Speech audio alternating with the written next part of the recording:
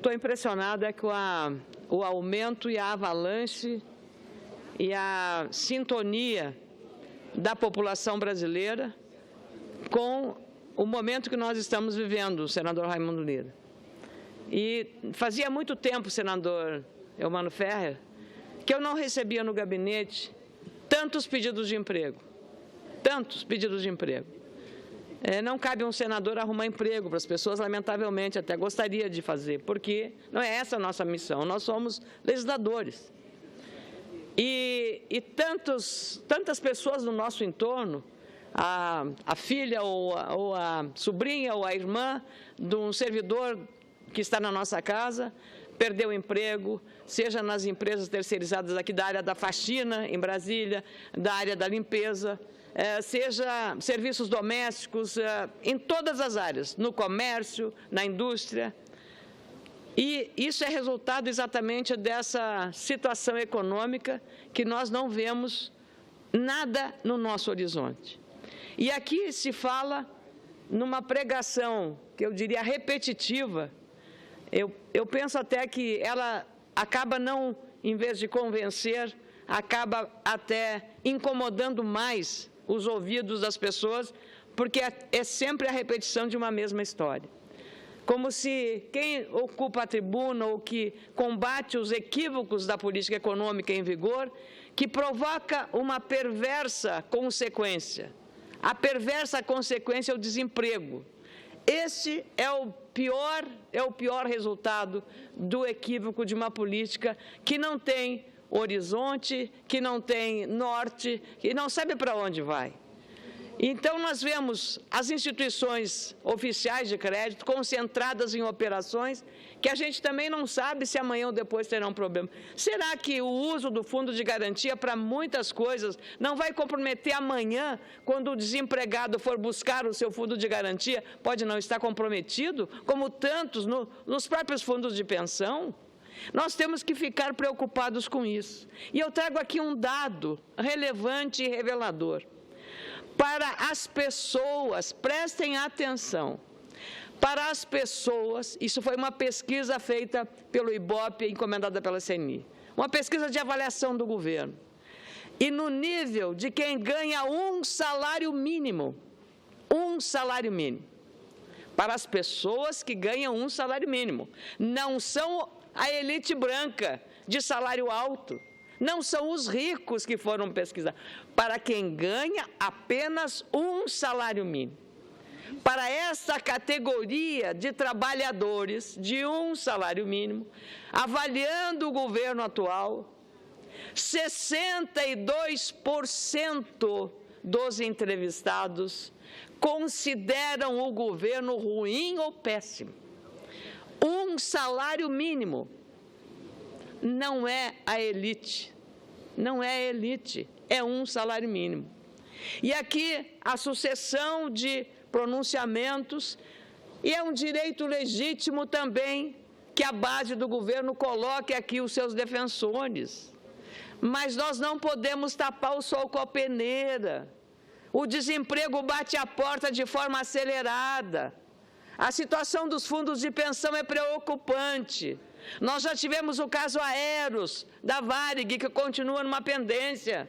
E agora podemos ter outros problemas, porque essa é uma questão muito relevante. Projeto para dar mais transparência aqui na casa, inclusive um do deputado Ricardo Berzoini, que acolhi na Comissão de Assuntos Sociais. Vamos ter aqui no plenário o debate sobre uma transparência maior para que os próprios trabalhadores tenham acesso à gestão desses fundos, que não seja o poder em nome do presidente para ter o voto de Minerva numa decisão dos fundos de pensão, que é uma aposentadoria complementar, que o trabalhador de uma empresa estatal, ao longo do tempo, contribui para aquilo e agora, em alguns casos, como o dos Correios, o trabalhador vai ter que trabalhar mais tempo para não perder aquilo que fez de poupança para receber complementarmente ao que ele vai receber do INSS. Então, são essas questões graves e agudas que levam a população a estar atenta ao que está acontecendo no Congresso Nacional. Por isso, a audiência tem aumentado aqui na TV Senado.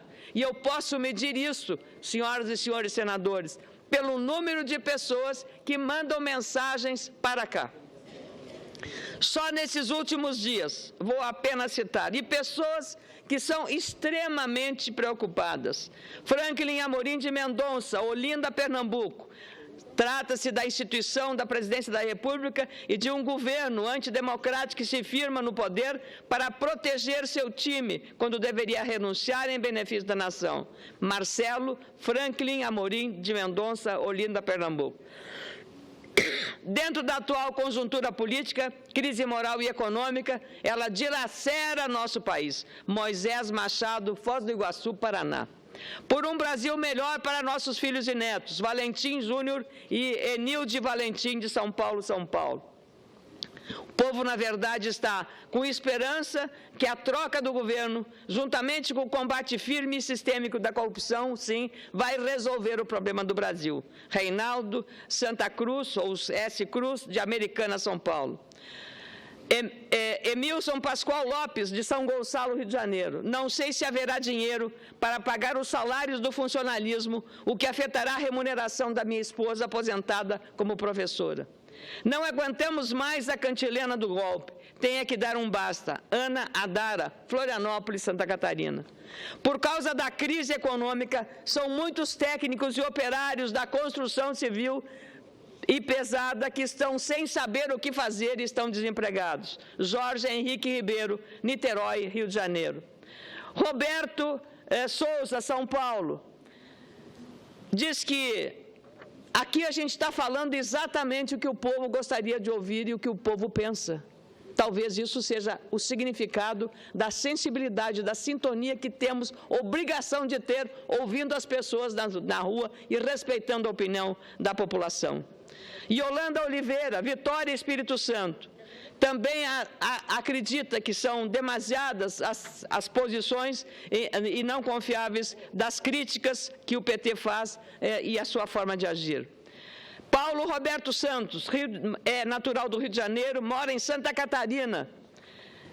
Ele pede que se questione, e pena que não está aqui o senador Lindbergh Farias, se ele está sabendo da situação crítica dos hospitais do Rio de Janeiro, que estão jogados às traças, e se sabe quantas mil demissões aconteceram na Companhia Siderúrgica Nacional, CSN, neste mês. Cláudio César dos Santos, de Belém do Pará. Ele lembra aqui dos últimos indiciamentos que foram recentemente anunciados. Gracita Menezes Salerno, de Franca, São Paulo. Ela faz parte da ONG Secos e Não Molhados. Todos da ONG acham que é preciso dizer à população e alguns senadores aqui que os brasileiros não são burros. Os brasileiros sabem o que são pedaladas fiscais. Obrigada, Gracita Menezes Salerno, de Franca, São Paulo, por dizer e reafirmar essa realidade. Cleide, de Itápolis, São Paulo. Ela quer que a gente continue firme na defesa dos brasileiros pobres, exatamente dos desempregados. Maurício Ramos Costa, também de São Paulo. Ele parabeniza e fala do panfleto que nós mostramos hoje, aqui ontem, distribuído na rodoviária de Brasília. Ele até ligou para o escritório em Porto Alegre. Francisco dos Santos Penedo, de Alagoas, de Penedo, Francisco dos Santos de Penedo, estado de Alagoas. Ele diz que o PT tem que parar de criticar a oposição, exatamente porque a realidade é muito grave da crise que está sendo provocada pela política econômica do governo. Luiz Alberto, de Vitória, Espírito Santo, critica os senadores que têm sistematicamente aqui atacado a oposição. Luiz Carlos Paranaguá, de Criciúma, Santa Catarina, para continuar lutando em favor do povo. Renato D'Angelo, de Balneário Camboriú, Santa Catarina, também fala da corrupção, o combate à corrupção e que devemos continuar nessa linha de atuação. Gisele Monteiro, Campo Grande, Mato Grosso do Sul.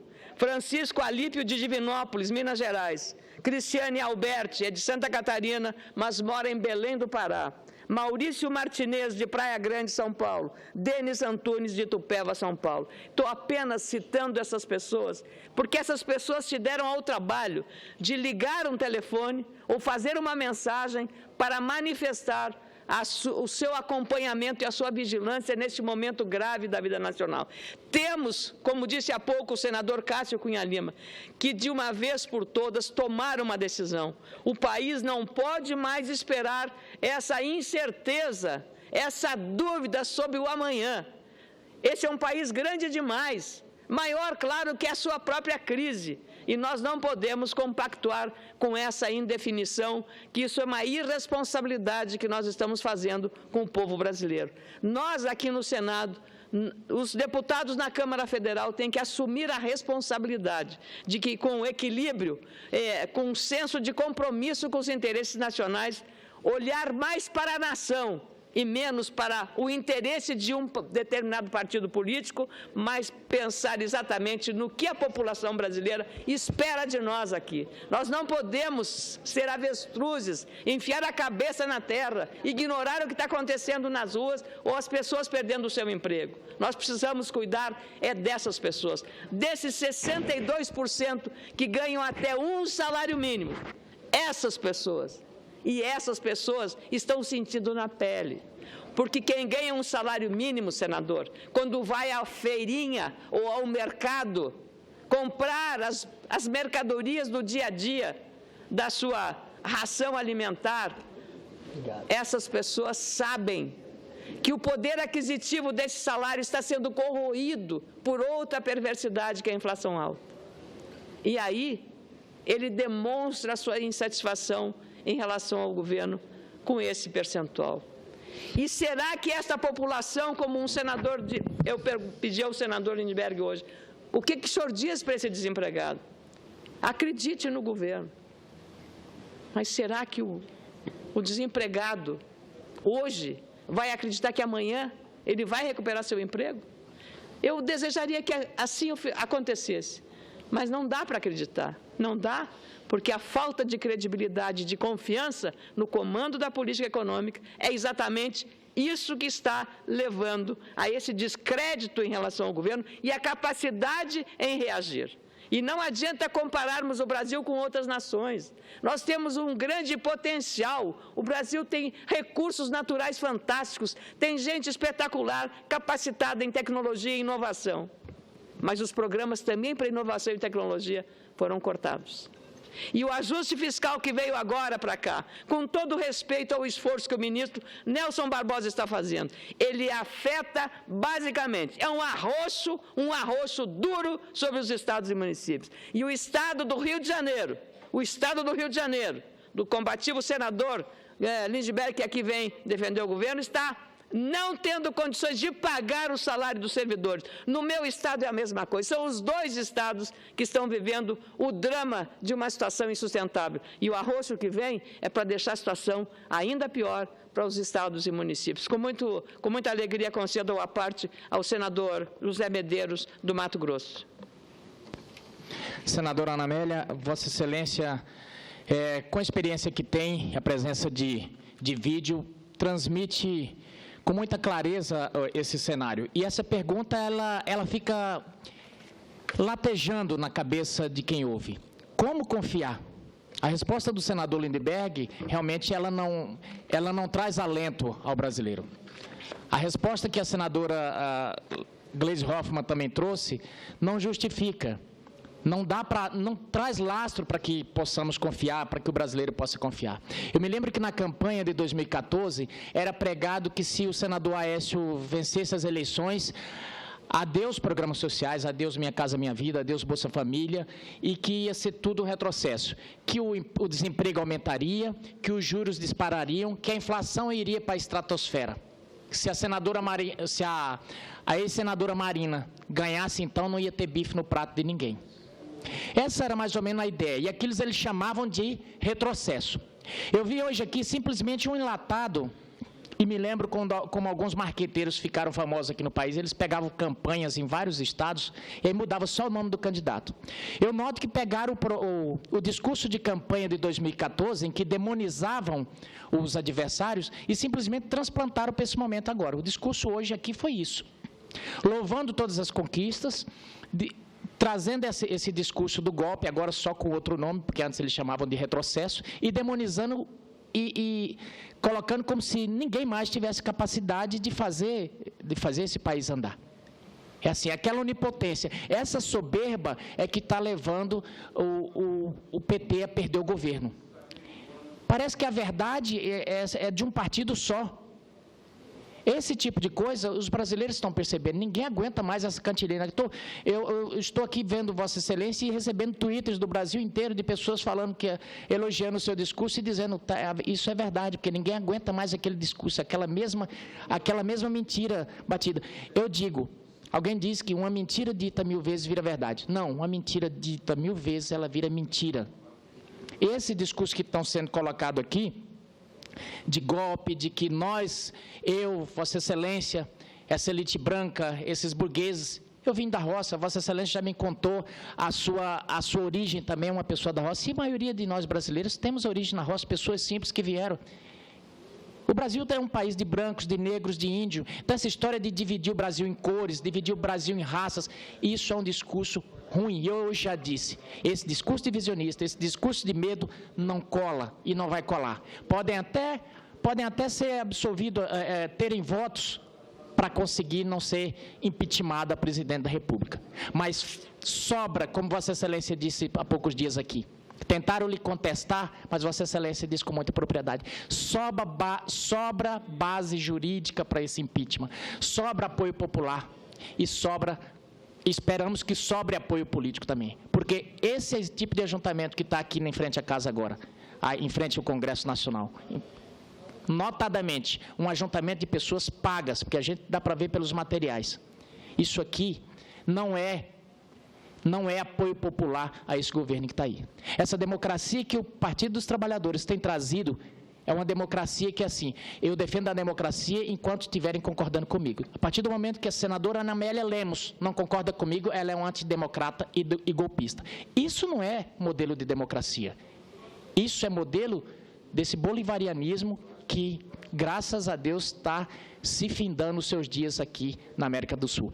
Meus parabéns, senadora Ana Amélia, porque, mais uma vez, Vossa Excelência faz o contraponto com qualidade, altivez, mas, acima de tudo, com muito respeito, sem destilar ódio e com muita serenidade. Agradeço muito o estímulo do seu à parte, senador José Medeiros, mas eu me preocupo porque o custo que o Brasil vai pagar, nós já tivemos um custo do mensalão, um custo grave senadora agora... Senadora Ana Amélia, depois eu gostaria de um custo grave do Petrolão. E quanto custará impedir o impeachment? Será o empichão? Uma palavra horrorosa? Mensalão, Petrolão. E quanto custará para o trabalhador? Porque quando o governo gasta mais do que pode, do que arrecada, como está acontecendo agora, é que tem que fazer a tal pedalada. A pedalada é isto.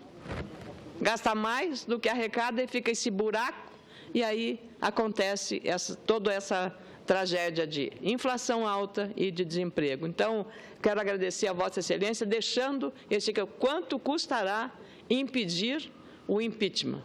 Mas eu quero também saber de que maneira os eleitores do impeachment vão enfrentar a sociedade, porque lá, felizmente, lá e aqui, o voto é aberto, cada um vai dizer o seu nome e como está votando. Então, eu agradeço Vossa Excelência e aceito a parte com gentileza do senador Hélio José, aqui do Distrito Federal.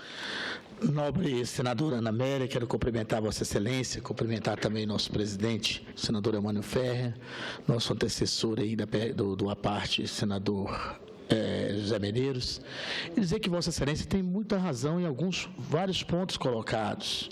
Eu acho que essa crise do desemprego, esse desalento que está tendo em grande parte da classe trabalhadora brasileira e da população em geral, tem acentuado a dificuldade nossa hoje de conviver no dia a dia, né, na necessidade do Brasil retomar o crescimento, na necessidade do investimento tecnológico, na necessidade de uma gestão ética e de uma gestão realmente transparente, né? É pedalada fiscal nos municípios, é pedalada fiscal nos estados e pedalada fiscal também no governo federal para cobrir rombo, né, das contas. Então, essa repactuação a nível, por exemplo, de federativo é importante, fundamental para que o país não continue nessa eminência de pedalada todo o tempo. Eu realmente tenho concordância com Vossa Excelência que a crise ela é muito mais econômica até do que política, mas aí a crise política também ajuda a crise econômica a se acentuar bastante, e que precisamos ter a reflexão momentânea e a necessidade de ver como é que a gente vai contribuir pela retomada do crescimento e pelo desenvolvimento desse país. Eu acho que cada senador dessa casa, estou aqui também com o nosso eminente senador Raimundo Lira, do nosso querido estado da Paraíba, nosso compromisso é que o país retome os eixos do desenvolvimento, da tecnologia, do emprego. Nós aqui, nenhum somos aqui do quanto pior, melhor. E eu tenho certeza que Vossa Excelência também não é. Vossa Excelência está colocando o seu ponto de vista bem mais crítico com relação a algumas questões, pelas experiências já vividas, inclusive no seu estado, que hoje passa muita dificuldade, né, para fechamento de contas públicas, as dificuldades todas que nós estamos vivendo lá no Rio Grande do Sul e em vários outros estados do país também, não é só no Rio Grande do Sul, né? E que chega de cheio no nosso país quando tem essa crise política e econômica. Então, a mudança, a parte é muito mais para concordar com Vossa Excelência, que independente de qualquer coisa, a mudança da política econômica tem que ser feita. Nós temos que investir no desenvolvimento tecnológico, na geração de emprego e na segurança para que essa inflação não dispare. Então, é necessário que a equação que nos próximos dias se resolva, que ela venha atender um caminho no sentido de exterminar com a crise que estamos vivendo hoje. Então, agradeço a Vossa Excelência pela parte e dizendo que eu tenho certeza que todos nós, senadores dessa casa, inclusive Vossa Excelência, torce para que a decisão que se chegue seja melhor para o nosso país. Né? Eu agradeço muito, senador Hélio José, e Vossa Excelência tem esse compromisso com várias questões de infraestrutura, logística, com a questão da energia renovável, energia eólica, energia solar e tantas outras iniciativas que são realmente relevantes para o nosso país. Eu também, como servidor público, Vossa Excelência é um servidor público do setor estratégico para o nosso país, também essas preocupações sobre a questão relacionada aos fundos de pensão das estatais. Esse é um problema muito sério e eu lamento. Quem é que vai pagar essa conta? São os próprios trabalhadores. Então, eu acho que a gente tem que ver às claras todo o conjunto de problemas que estamos vivendo, para que não se fique pensando que estamos de um lado só, defendendo alguns setores privilegiados da sociedade. Não. Quando nós falamos da inflação, nós estamos defendendo a camada que mais precisa, que são os trabalhadores. Porque quem ganha está bem, tem empresa, ou também está sofrendo, porque não está conseguindo mais trabalhar, não sabe como é, o juro está nas nuvens, então não há perspectiva. E é esse o grande dilema que nós temos hoje.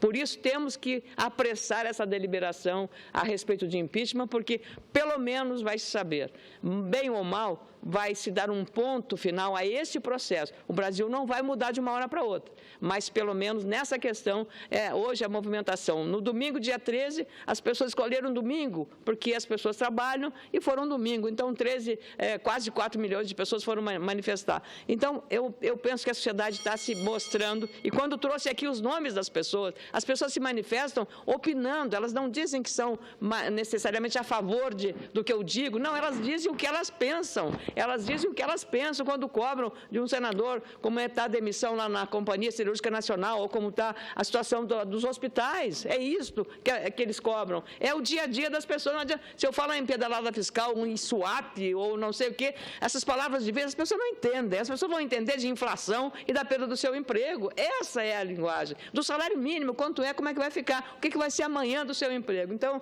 antes de terminar, com muito prazer, eu queria ouvir o senador Raimundo Lira, a quem eu respeito muito, a todos os outros senadores aqui nessa casa. Senadora Ana Amélia, às vezes a gente escuta conceitos, ou lê em algum lugar, no jornal, no panfleto, em qualquer lugar, conceitos, repito, que eles não estão totalmente em desacordo com a realidade da economia, seja do Brasil ou de qualquer país. O que é que move a atividade econômica de um país? São os consumidores. Imagine uma fábrica sem consumidor. Então, ela não funciona, ela fecha. Então, o sonho do setor empresarial como um todo, seja grande, médio ou pequeno, é que exista no país o maior número de consumidores possível. E, às vezes, eu escuto, eu leio, que alguém diz: a elite empresarial do país é contra o Bolsa Família. A elite empresarial do país é contra salários altos do setor público. É exatamente o contrário. O que o empresário quer, o que o setor produtivo quer, é que as pessoas tenham renda. Da mesma forma que o sonho de todo político é ter eleitor, o maior número de eleitores possíveis é que elege um senador, um governador, um presidente, um prefeito. Não existe político de sucesso sem eleitor, não existe setor produtivo ou empresa sem consumidor. Então, ninguém mais deseja que exista um Bolsa Família, que exista a maior distribuição de renda possível no país, que os funcionários públicos ganhem bem, do que o setor produtivo. E só existe uma rede bancária, um sistema financeiro sólido, se existir um sistema econômico sólido. E esse sistema econômico começa lá do pequeno município de 5 mil habitantes, lá na Paraíba. Então, os consumidores que recebem Bolsa Família, ou aposentadoria rural, ou aposentadoria pela aposentadoria pela Previdência Social, de qualquer tipo. Então, eles têm renda para comprar nos mercadinhos da cidade. Eles têm renda para que os produtores rurais daquele pequeno município possam fornecer os seus produtos, porque sabem que vão ser vendidos. Os pequenos supermercados daquela pequena cidade vai para as cidades maiores comprar mercadoria nos mercadões, nos atacadões, para poder suprir os seus pequenos negócios. E aí os atacadões vão comprar os seus produtos nos fabricantes, fabricam os produtos. Então, é uma cadeia totalmente interligada que um depende do outro. O maior empresário do país depende do menor consumidor do país. E é esse o sucesso dos Estados Unidos, que possui na composição do seu produto interno bruto 2/3 no consumo de produtos. Então, é o consumo que dá vida econômica ao país. Por quê? Está havendo uma queda na venda de veículos, na venda de eletrodomésticos, na venda de alimentos, na prestação de serviços, por causa do desemprego. Então, isso é uma equação econômica que funciona, seja positivamente, ou seja, no ciclo virtuoso ou seja negativamente no ciclo negativo em qualquer parte do mundo. O Brasil não é diferente de ninguém. Então, eu não acredito que exista nesse país, no nosso querido Brasil, uma só pessoa que tenha um mercadinho, que tenha um salão de beleza, que tenha um táxi, que tenha uma grande empresa, que não queira a manutenção, a permanência e a defesa do Bolsa Família, que não queira que os funcionários públicos tenham boas remunerações. Então, isso é que dá vida à economia.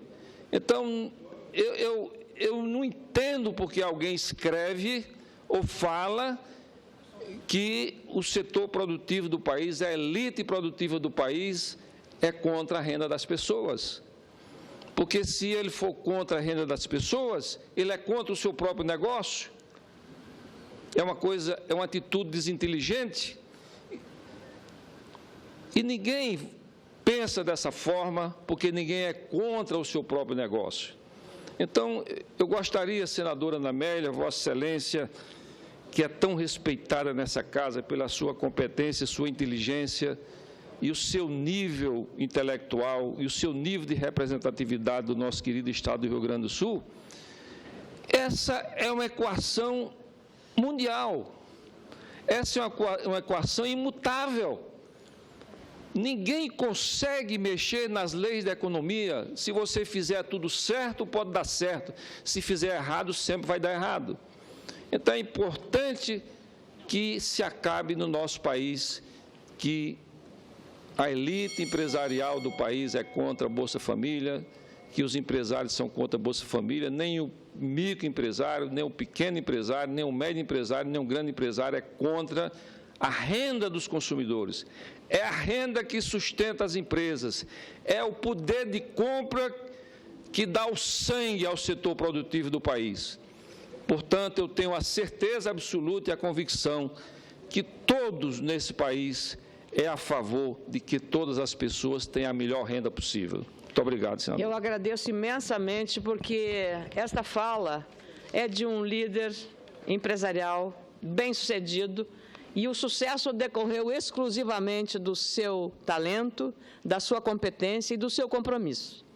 É exatamente essa a visão. Se estamos num sistema de livre mercado, como num regime democrático nós temos que, as regras do jogo são essas, e não adianta, é a economia, 2 mais 2 são 4, e nós temos que entender este raciocínio lógico das coisas. Não dá para querer tapar o sol com a peneira, como eu disse, senador Raimundo Lira. É exatamente esta a compreensão, mas as pessoas que ligam para a gente, que manifestam, elas estão acompanhando, elas têm essa mesma visão que Vossa Excelência tem. Todo mundo quer estar bem, o empresário vende, tem um emprego, o outro compra, o bem-estar de todos está nesse sucesso e nesse êxito.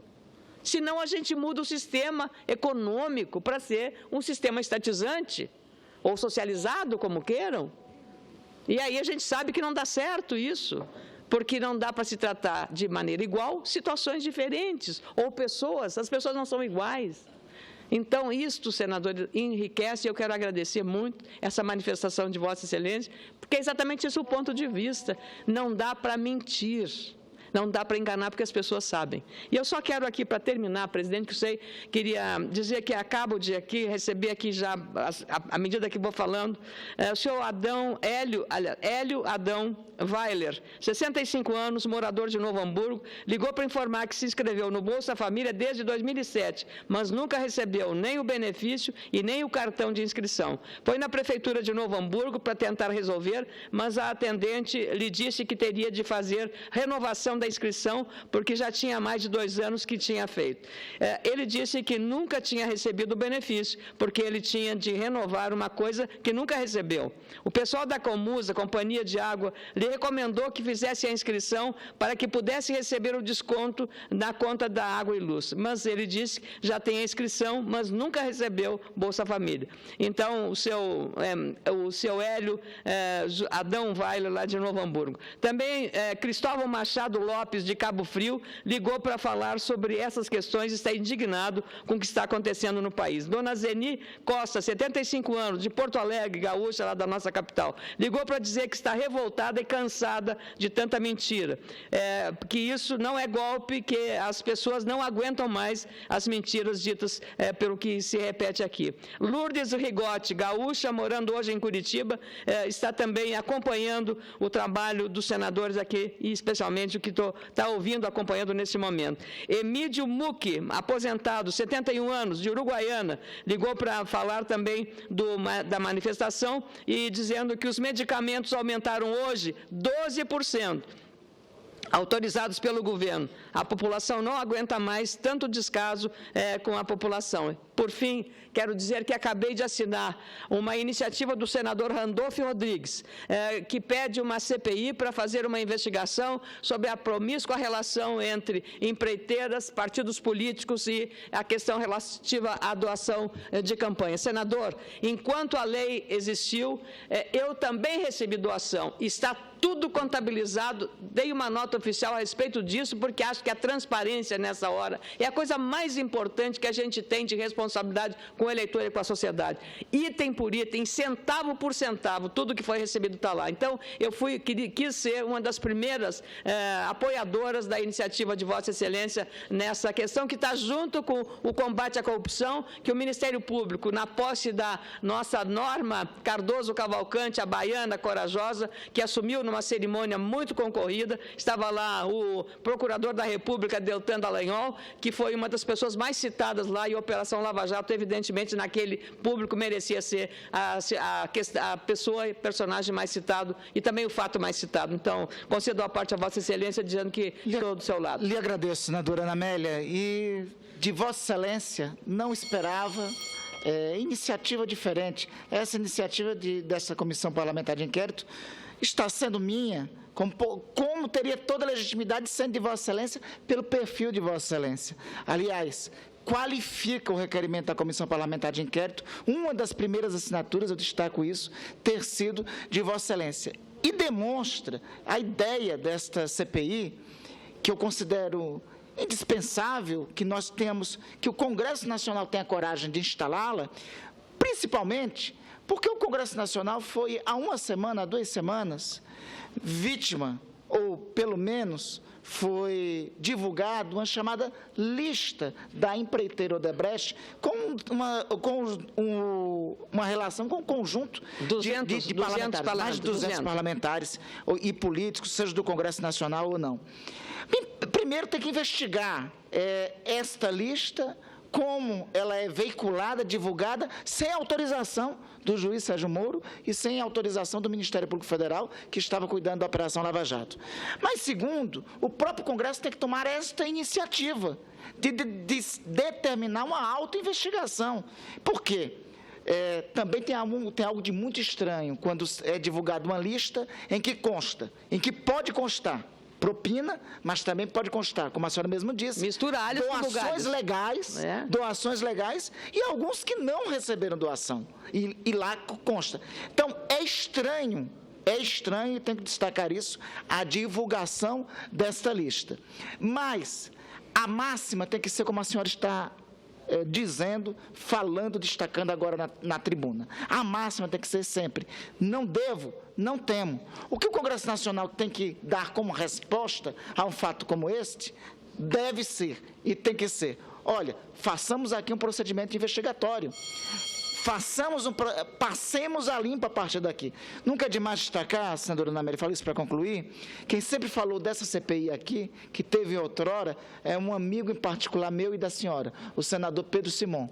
O senador Pedro Simon sempre destacou... Faz muita falta hoje. Faz uma falta enorme para o Brasil momento. Aqui nesse Simon plenário, nessa tribuna. Ainda bem que o Rio Grande tem pessoas à altura de Pedro Simon, como Vossa Excelência. Ali o senador Paim também, senador Lazier, senador Paim vai ainda bem que a bancada do Rio Grande, o Rio Grande tem uma envergadura de bancada que muito bem dignifica o belíssimo Rio Grande. Mas o Simon realmente faz uma falta enorme e ele sempre falava aqui da necessidade de uma CPI com essas características. Eu fico muito animado quando conto com a sua assinatura. Eu espero que isso galvanize e mobilize os demais colegas a subscreverem a CPI para que nós temos a disposição de instalá-la. Cumprimento Vossa Excelência, e Vossa Excelência, já lhe disse, não esperava atitude diferente pela postura que Vossa Excelência tem tido nesse plenário, que inspira todos nós.